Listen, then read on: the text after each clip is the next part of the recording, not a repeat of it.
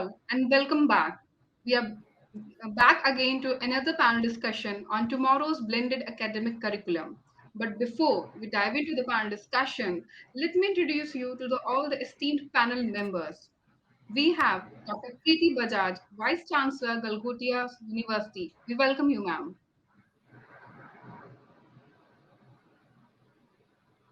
Then we have Dr. Pramod Kumar Nayak, Vice Chancellor, AISECT University. Welcome, sir. Thank you. Thank you. We have Dr. Roshan Lal Raina, Vice Chancellor, Jaipur National University. Welcome, sir. Thank you. Thank you so much. We have Dr. T. Sasi Prabha, Vice Chancellor, Satyabama Institute of Science and Technology, Chennai. Welcome, ma'am. Last but not the least, the moderator, Ms. Raquel Schroff, Chief Executive Officer at Global Education Solutions. She'll be joining in a minute. She's having some technical issue. So for the meantime, I would request any one of you so that you can go with this particular discussion if you would like to take it forward.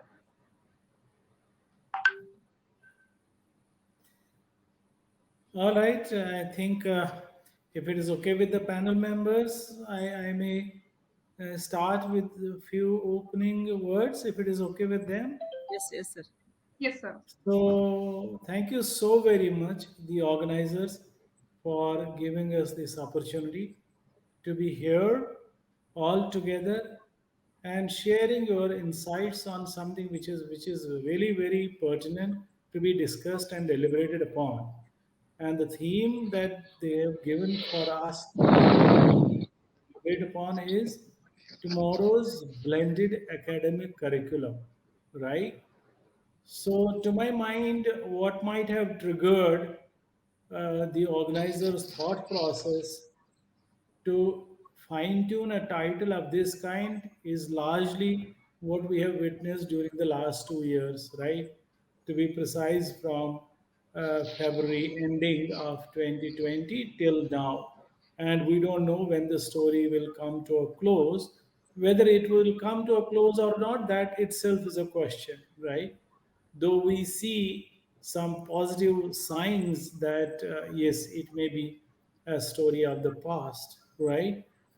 Because vaccines have done their work, and so has been the role and responsibility uh, put in place by all of us, the citizens of this planet. So maybe to a great extent we have kind of, I won't say conquered it, but covered it reasonably well. That was to begin with. Second, if we have seen what COVID 19 has done to all sectors, to all areas of human endeavor, right? There's hardly anything that was not touched and that was not impacted or that was not affected.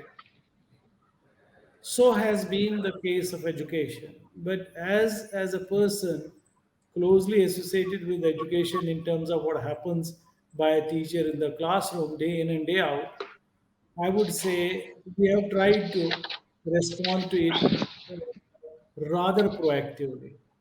We know how Indian education system was before the onset of COVID-19 and what it is today.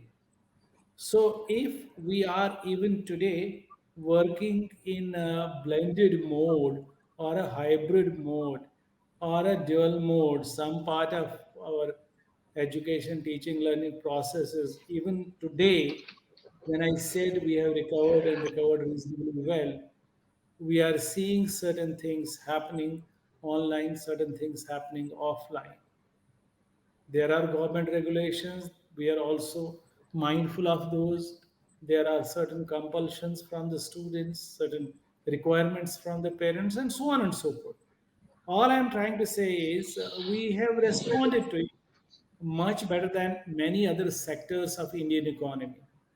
That is why this sector has received the most minimal impact, particularly by those providers of education who were little proactive and who were little foresighted and were insightful on certain things.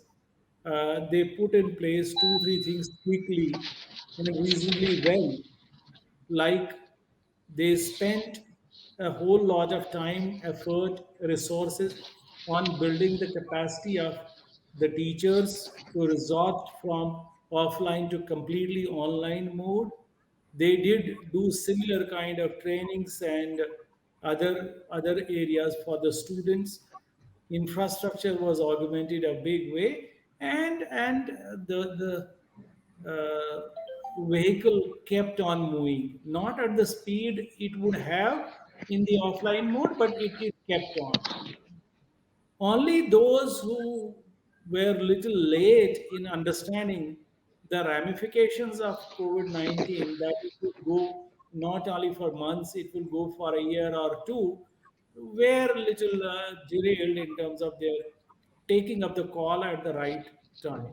But whosoever understood it and put in place certain measures have ultimately, I would not say been 100% winners, but they have driven the boat the best way they could. So three things come to my mind, which might have been of utmost impact in this online offline debate when we talk about teaching learning process. One, the content, which is the course curriculum. The second, the delivery of that course curriculum and the content. And the third, its assessment and evaluation. All of them, to begin with, received a big hit. When we talk about course curriculum, for very many programs, particularly in the higher education space, where I have been working for the last 15, 20 years, we struggled because the course curriculum, the way it was structured, it was designed, was quite conducive to the normal, physical mode of classroom teaching, right? Physical. So there were sessions planned in each and every course. That way, they could have been done and they were to be done best and better in the physical mode. Now, that was not on. So, one set of changes that had to happen, naturally so, was restructuring of the course curriculum sequence in terms of what to be delivered now, what to be delivered later. So that was what was one thing which was visible. Second, that there were certain components which could not have been done at that situation, at that time, uh, which needed lab support, which needed some simulations, which needed some games. The softwares were not ready, available, the simulations were not available. So that had to be pushed slightly. So that was on the course curriculum alignment, right? Now it says course curriculum has to be blended. It has to be, but course curriculum will stay as far as we are concerned today, tomorrow, because it is in alignment with what the industry or what the stakeholders ask. We can't do much tweaking there. We had to see how best we could deliver it, and that is where we had to begin with to struggle. We were not aware, and many of our colleagues in the space that we are talking about had to struggle. But each and every day was a learning experience for all of us in this field, the teachers, the students, everyone alike.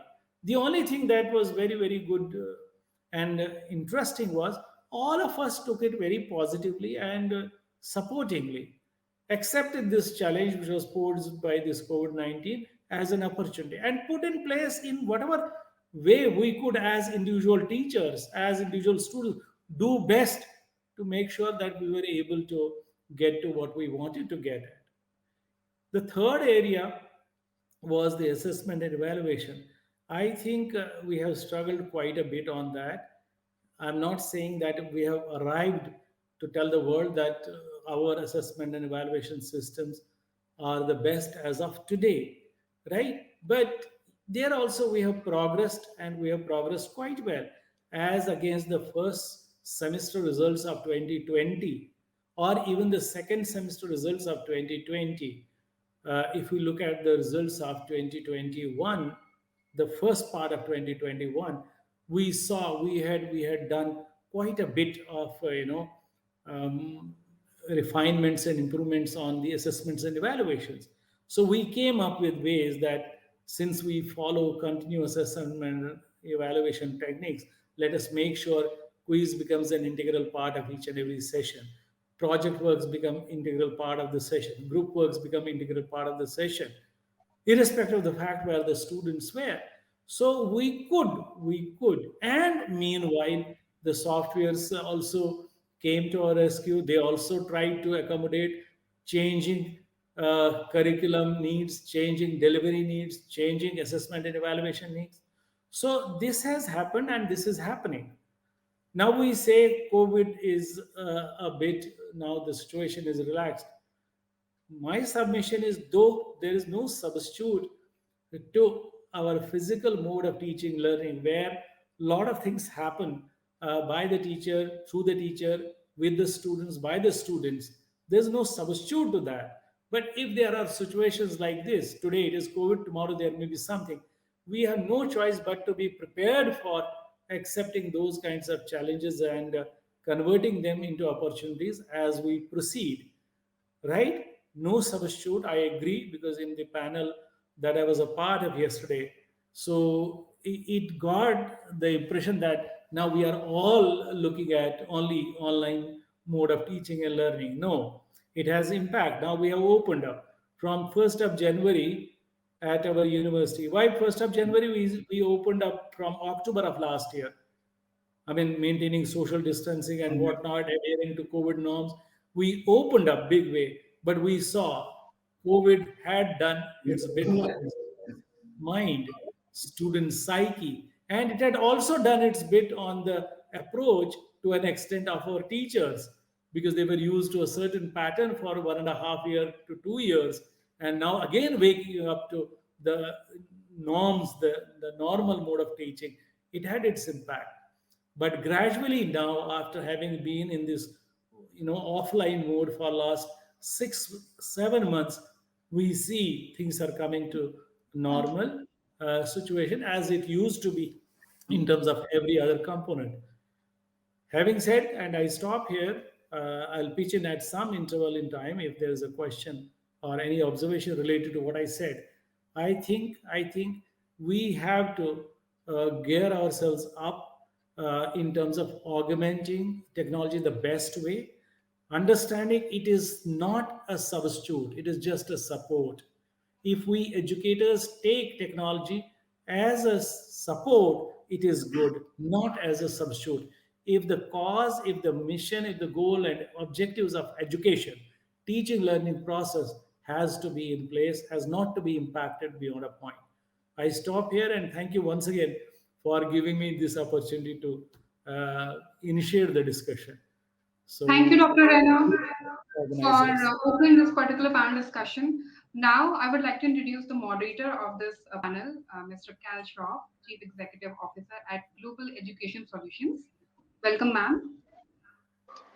Thank you, Yeah, Neha. I think, yeah, she has joined. Thank you so much. Good. thank you, Neha, and thank you, Dr. Rena, for your opening statements and also for setting the context for the current state and also sharing your experiences. So I thought in the first round, what we could possibly do is to get some comments from the rest of the panel on what are the lessons learned based on your experiences in the last 2 years. So maybe some of you may have had a focus on your digitization and getting up to speed your digital campus alongside your physical campus, and that could have been a strategy even pre-COVID, and you might have already invested in the professional development of your staff and the platforms you're using, looking at delivery, assessment, content, and all the other things that Dr. Reina shared. And for some of us, maybe because of COVID and because of the sudden change, we would have had to experiment with different pedagogies, with different technologies. Maybe some worked, some didn't work. And the three key issues, I think, as educators that we've got to reflect on moving forward is how has all this uh, impacted the well-being of students? How has all this impacted the way we engage with, how the educators and the students engage? And importantly, could we say any difference in the learning outcomes or the graduate attributes when you compare an offline or virtual or a blended mode? So maybe if I can start off with Dr. Preeti Bajaj, can you share from your experiences in the last 2 years what has worked and what is it that you would like to take forward from this academic year? Dr. Bajaj, Yes. Um, you're muted. yes. Uh, so, okay. So learning in last 2 years and the things which I'll take it in forward.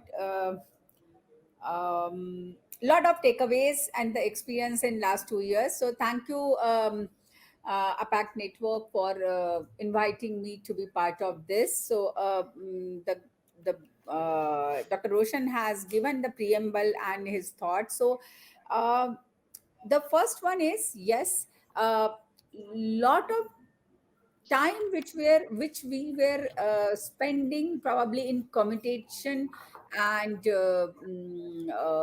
organizing the things that have really become very easy. uh, the confidence level and the kind of training the teachers have gotten, that yes, they can teach online, they can make use of animation, they can make use of technology. So whether it is full fledged or it is supporting, in both the cases. So whether it is for blended learning, whether it is for flip teaching, probably 2 years back very few teachers were able to do that experiment, but now uh, that has become, part of regular uh, teaching learning, that yes, this component has to be there, that and that's not challenging as well. Easily people, faculties can manage, even if you are new or you are a experienced teacher, whether it is a second, uh, theory would be taught in a classroom and practicals will be taught in a a conventional understanding between the teachers and students. The theory would be always in a classroom and the practicals have to be in a lab session. No, that could be a blended course wherein you can have teaching and plus you can give some hands-on to clear the concepts, and then you can have further some assignments online. You can take a live feedback as well, and then finally it is a a blended course, so that everybody has learned that yes, the theory supported by some assignments, practical knowledge, some surfing, some research, some animation, video, all that would make one course. So that's a beautiful understanding at students level and teachers level. So everybody has acquired some digital skills wherein they can at least Google.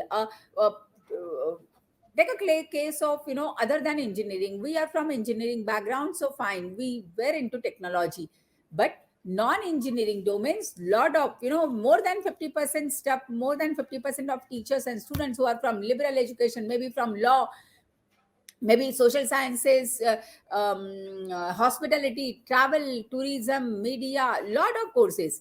And then these programs, probably the technology was minimal, and now they are all into,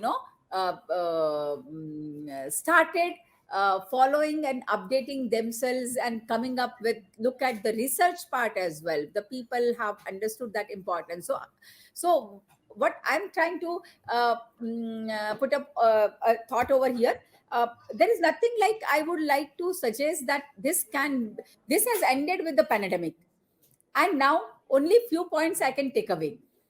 I would say everything we have to take it forward, so that and at least for India, I mean, to conclude, I would say, to at least if I can see at Indian education system, probably the leap which we have taken in last 2 years, So we are ahead of 10 years at least. Otherwise, we would not have been to that level. So people have started collaboration with a lot of MOOCs platform, whether it is Coursera or MOOCs or maybe EPG Pathshala, NPTEL, or it is Udemy or any other MOOCs. So for that purpose, and even the other resources. And secondly, the UGC has come out with a very clear document on blended learning, which is itself is a really good document to begin with for new, I mean, the one who wanted to begin with blended learning. So there is nothing which we can, left it behind and then we can move with only some documents or some inputs. But yes, only one challenge which I see is technology support in the campuses, because everybody would not have still there would be a challenge wherein everybody may not have a smart mobile, everybody may not have, every campus may not be digitally driven campus, everybody may not have a internet connection with such a speed which we can see in most of the universities in tier 1 city. So internet connectivity, the digital campus in terms of might be switches, in terms of servers, in terms of might be some software support, might be in terms of LMS, all that may not be with everyone. So these few challenges would be there, but I'm sure people will overcome that in coming years. And so in short, everybody is moving forward and ready to do the experimentation. That's it from my side. Thank you so much. Okay.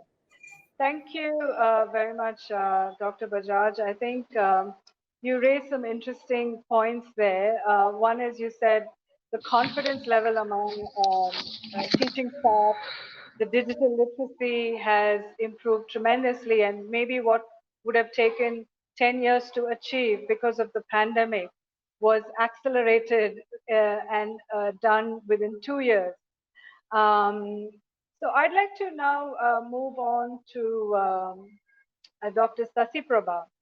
Now, whilst there would, I mean, because of blended, augmented learning, virtual reality, embedded, and things like that, maybe like Dr. Bajaj had shared, some skills like research and online collaboration might have improved, but looking at maybe the industry requirement of also the other soft skills of social emotional learning, or working in teams, being a little creative, do you think online blended learning, the outcomes have been comparable or better than just something done offline? What is your experience, and what do you think you will take forward in the next academic year in Yes. developing the other skill sets that are required for highly employable graduates and researchers?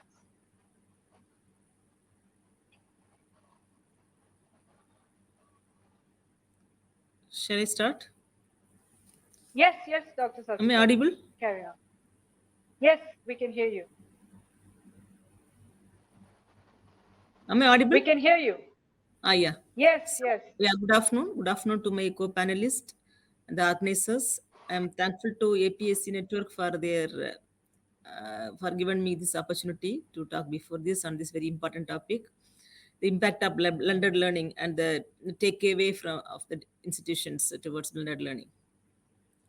Yeah, so blended learning has got lot of advantages.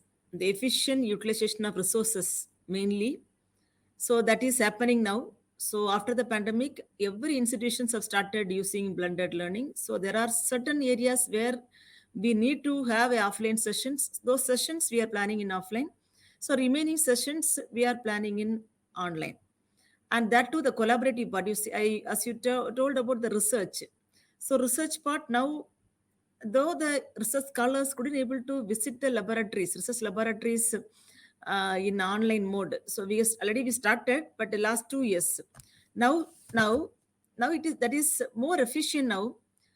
Though our scholars couldn't able to go there, we can able to do a lot of collaborative activities because of this technology. And so this we are sending samples, we are and online we are interacting online, so they are able to witness what experiment we are doing here. Similarly, we can able to witness what experiment they are doing in their laboratories. So this kind of exchange is possible. And then the faculty exchange, student exchange, now the online exchange is very cost effective. So we could able to do student exchange and faculty exchange. So everything we can able to make it through the blended mode. So I would say the blended mode is more efficient, and how we are utilizing it effectively is important. So institutions should have a strategic plan, how we are going to strategically organizing the courses based on its need, offline need or online need. So that needs to be categorized by the institution, the department level, and then if we are able to adapt in that way, so it is certainly it is going to give a good outcome in the near future, because everybody's time is getting saved. It is cost effective, and the time savings is also there. So if we say this type of a blended mode, see, even our laboratories, we could able to get some of the experiments we can even do with the use of virtual labs or remote labs. And the lab sharing is also now possible. Even in Satyabama Institute of Science and Technology, few laboratories we have made as a remote lab. So a student can able to access those laboratory in their mobile or the laptop. The instrument which is available there in the laboratory can be accessed, and the data can be taken in their mobile or in their laptop. So like that, we have established a few facilities for remote access also. So like that, the challenges are also there. So the institutions got a good opportunities to explore in different ways. In this way, we can introduce more courses in our curriculum, since we have got the flexibility. So in our working time life, if we cannot able to accommodate some courses, the students have the privilege of acquiring those credits from other courses which is offered online. So that can be transferred here. So like that, a lot of flexibility this blended learning is given to the institutions, mainly the stakeholders, the students and faculty. The faculty also, even if they are sick or they couldn't able to make it one day to the institution, they can handle their classes in online. So those kind of setup the institutions have started establishing in almost all classrooms, so that we can able to make both online and offline. And from my side, I can recommend that blended learning will give you a lot of output in the near future. Thank you. Excellent. Thank you so much, Dr. Sati Prabha. I'm really encouraged to hear that even your research outputs, maybe publishing, and how students access labs had improved a lot during, by you using technology for it. And it's very encouraging to also hear that you're planning to increase your enrollment and admission through blended learning as well, which is fantastic. Thank you for that. Now, I'd like to invite Dr. Pramod Kumar Nayak to comment on does the outcomes of blended learning improve employability and the skill sets that employers are looking for? And if so, is it something that we should consider across all disciplines, or would it be specific to only certain disciplines? What has been your experience during the pandemic, and what strategies do you have in place moving forward? Hello. Dr. Nayak? Hello. Yes, sir, we can hear you. Am I okay? Thank you. First of all, I would like to Yes, thank we can hear you. the organizers and for inviting me in the panel discussion. Now, this is a very good place where we can share our views regarding a very good topics on the tomorrow's blended academic curriculum. But so far as my experience within this 2 year is concerned, definitely in the when the pandemic struck, then we are bound to go for online mode. And in the beginning stage, both the students and the teachers now they face a lot of difficulties. They would not understand how to taught the student through online, and the student also unable to that is listen how they can receive and what should be the online mode, how they can operate it. Now now we are by a continuous practice. Now both the students and the teachers, they become the friendly users of the technology. Now they are very efficiently, now the teachers able to deliver the lectures, and the students also very carefully interact with the teachers through online mode. But my point of view is that everybody know that definitely this online mode or the blended mode is the alternative for education. But you know that India lives in a village. Everybody knows that. And now when we people lives in the village, now we are far away from the internet connectivity, far away from the that is light. Now their light is always in, there are some area, now there is no light provision is there, their internet problem is there. So we can't touch that category of the students, those who are our the main resource for the futures, and we should not think about them. We now I support that definitely this blended mode of learning, the blended mode of learning is very good, very good, and it quite fulfill the demands of the present age, and make the students for towards the line of that is promoted through the self pacing learnings, directed toward the self-pacing learnings, definitely. But so far as my point of view is that there are some courses that we cannot deliver through the online modes because it required the skill. What the stakeholder, what the industrial sectors they required not only the degree, they require the skill. They required such type of students now who are came out from the educational institutions with a full of organizational skill, with a full of skill that he can properly use his knowledge in the practical fields and do that works.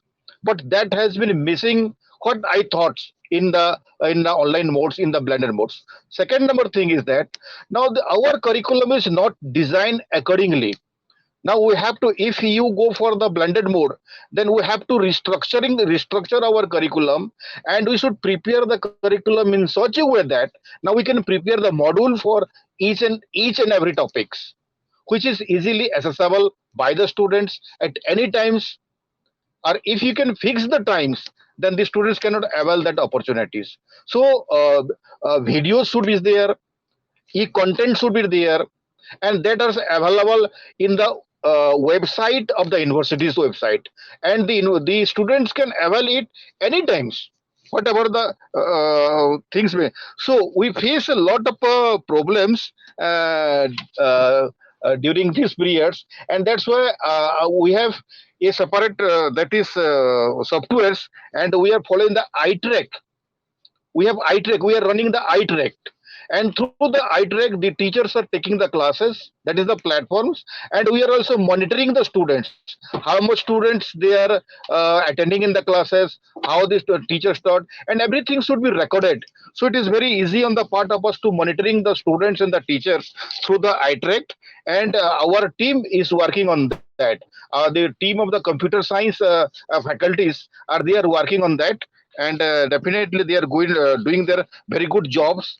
And as a administrators, and I instructed specially my teachers that they should prepare the video lectures, they should prepare the e-content what they are going to taught to the students, so that it can be useful in the blended mode. And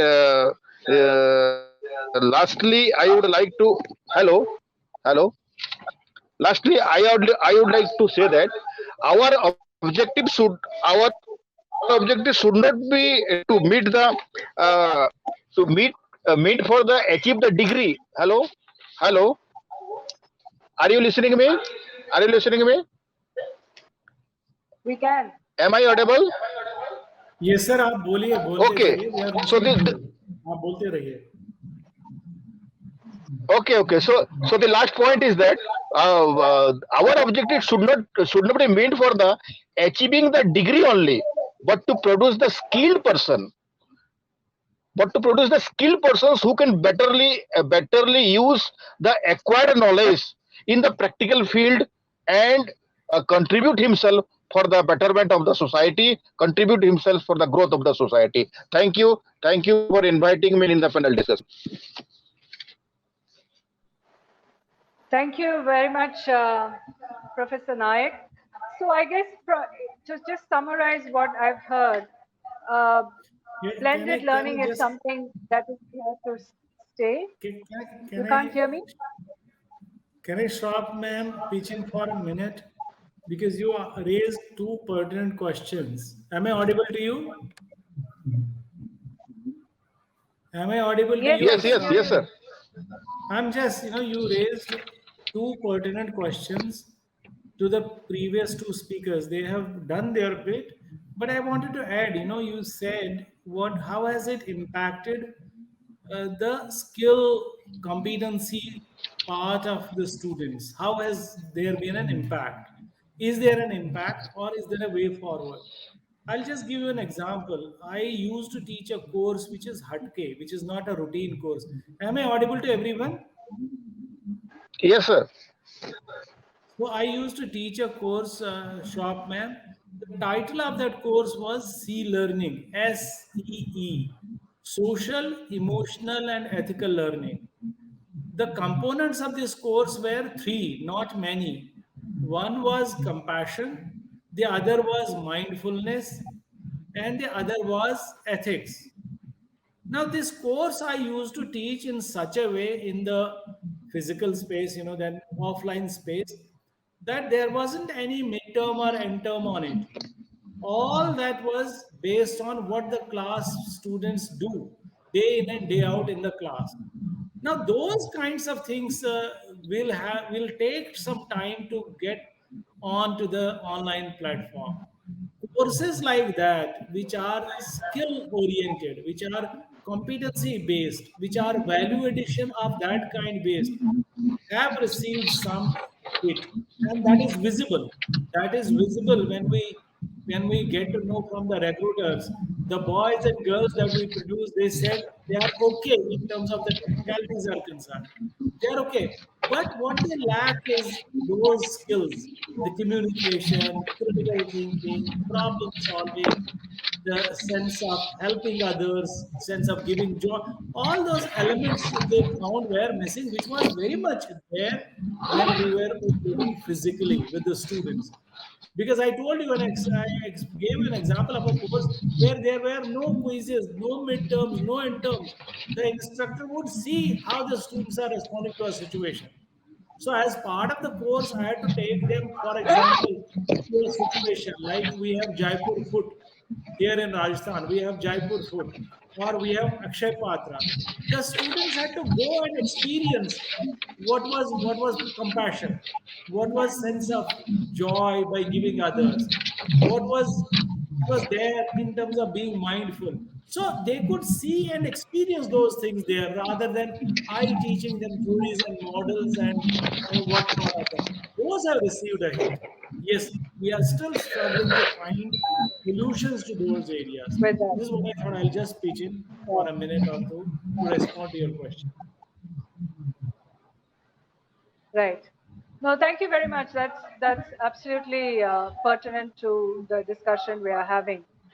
And that's my personal observation as well, because we're talking about Industry 4.0. And when you talk to industry leaders and what sort of uh, you know graduates they are looking for, it's not just the content and the knowledge, but also these other social, emotional, ethical skills that you've explained is actually going to set them apart and will distinguish one graduate from another. So I think, but in everybody on the panel has agreed that there is a place for blended learning. There are things which can be achieved through blended learning in a much superior fashion. And gave a few examples of how she has improved research output and research collaboration, and also maybe collaboration between students across countries and within country also because of blended learning. So there are certain parameters of success that we can all expect through blended learning, but there are also certain challenges that we have to iron out, like both Dr. Nayak and Dr. Bajaj shared, which is the digital infrastructure, which is not equitable across the country. And different people will have maybe then a different experience depending on what access to technology they have in their homes. But Dr. Nayak, you also raised another very interesting issue of on-demand education and personalized learning. If you have a blended mechanism and you've got modularized, short courses which all add up to a certain award. So you then open up access to education, not just for school leavers, but also for working professionals who may not resign their job and come to the university for a whole course, but maybe they'll do one module or 2 or 3 units, which then later on can be added up to get a degree or a diploma. And so education institutions then become a hub for lifelong learning, which it should be. So I think we all agree then that blended learning is definitely the way forward. But as universities, we need a strategy, a vision, and a strategy for us to incorporate blended learning across the curriculum as practicable. To also develop the infrastructure required, train the teachers, and engage with industry and research organizations so that we are moving forward with a 10-year strategy and a vision of what the university stands for, how you're going to grow and diversify your enrollments, how you're going to improve research output as well as employability, and maybe leverage international collaborations which are mutually beneficial, because I've seen because of digitization and online collaboration, I've seen a lot more partnerships that have happened, let's say between Australia and India, than when we had the traditional delegations who visited, and you had to come up with collaborative models. So I think there's a lot more that we can expect for mutual benefit. I'd just like to now invite everybody for your closing comments. What would your advice be to your colleagues, your peers in other universities who are having maybe a similar dilemma? How much of blended learning should we incorporate? How do we build up our infrastructure? How do we provide better quality education to our graduates? So let me start with Dr. Sasi Prabha. What would be your closing comments and advice? Yeah. So, since we are all exposed to the various technologies available for teaching, learning, and assessments. So let us use these technological tools at the maximum, and let us train our students and teachers towards the various technologies. And the effective use of these technologies will certainly will give you more outcomes. And wherever this empathy is needed, wherever we need to have interactions with the students, there we should have the offline sessions also. Not only we should focus only on online. So there are places where we need a personal counseling or personal interactions with the students. There we should have offline sessions. So in that way, if you plan our academic schedule or activities, so certainly, so the India will also grow, and will, one day it will also become the top institutions, the top 50 institutions in the globe. So we want this because our new education policy is stressing that. So institutions should use the technologies extensively, because if you say this ERP, if you say the ERP, almost all developed institutions, few decades they were using ERP. Whenever a student is entering into the institution, so they'll be given the ERP access.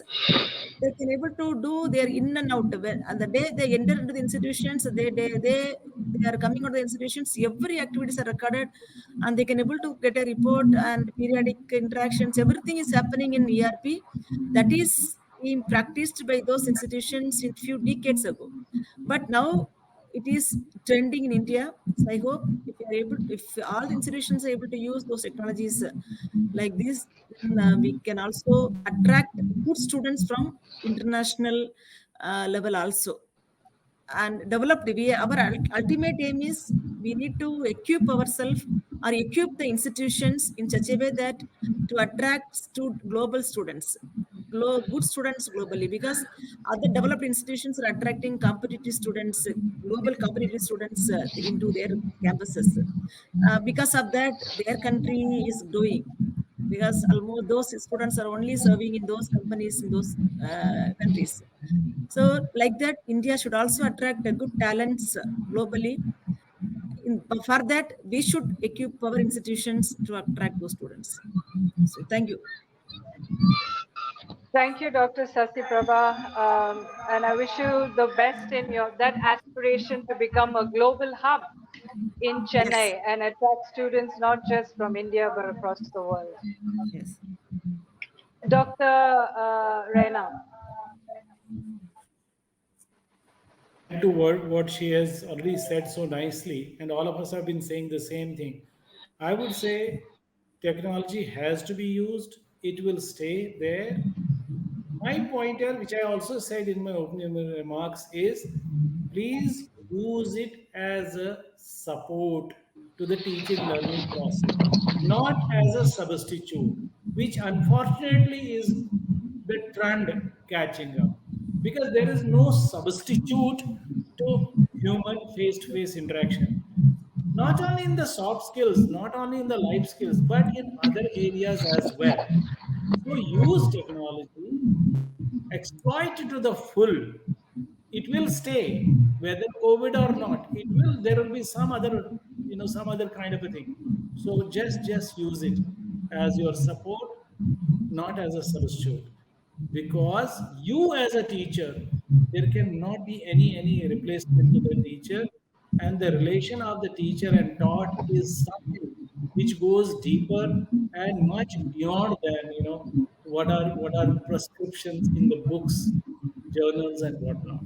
So there is no substitute. That's what I would say as a closing remark. And Shobham, please excuse me, I have to go for another meeting. If you could permit me, Sure. I would just do it. Thank Thank you. you. Thank you, Dr. Rena. Yes, technology is definitely only an enabler and it can't replace a good facilitator, faculty member, or a teacher. But sadly, I don't think we are attracting very good teachers to both schools and universities. I'm traveling across India at the moment, and in many places that I go, and I ask young people, "What would you like to do in future?" very, very rarely somebody would raise their hand and say, I want to be a teacher. So I think if that trend also continues, both schools and universities will face a critical shortage in good faculty members. And that's something I think we have to be mindful of and look at how we are attracting good faculty who can use technology to its fullest and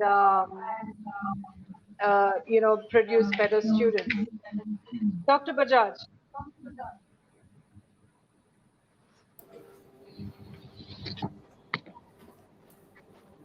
Closing thoughts, advice for your colleagues?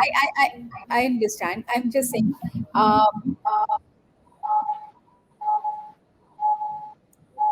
I would like to say that blended learning is going to be the future, and everybody has to, whether you're a small individual institution or a university or an interdisciplinary domain, looking at NEP guidelines, looking at pandemic has taught us, every blended learning is going to be a way of future learning. Uh, the second point I would like to say, with the digitization or blended learning, which I'll be using, or we shall be using, it is very easy for us as well, because it's a supporting tool. So I can very well link to the BTL level. I can check, with lot of digital tools which are available, whether what is a learning component amongst the students as well. Probably in face-to-face learning, although the experienced teachers can do that, but not everyone. But with digital tools incorporated with and supported with the conventional teaching, it is very well, I can look at whether the teaching learning is taking place, to what extent, what is a learning component, learning quotient, and the teacher's capability of learning and teaching. Everything is crystal clear, and which is with the factual data. So and that data science is very, very effective, considering the current generation. So it is win-win for students, teachers, and institutions as well. So I'm a big advocate for blended learning in the campus and for every kind of institution. So that's it. Thank you so much. Yes. Thank you very much, Dr. Bajaj. Yes, definitely. I think augmented intelligence is something that every human being requires going forward in Industry 4.0, because we've got to all learn to work with technology, no matter what profession we are in. And so blended learning will definitely help young people to thrive in a future where there is a lot of automation and technology across the spectrum of careers and jobs. So I totally agree with you. I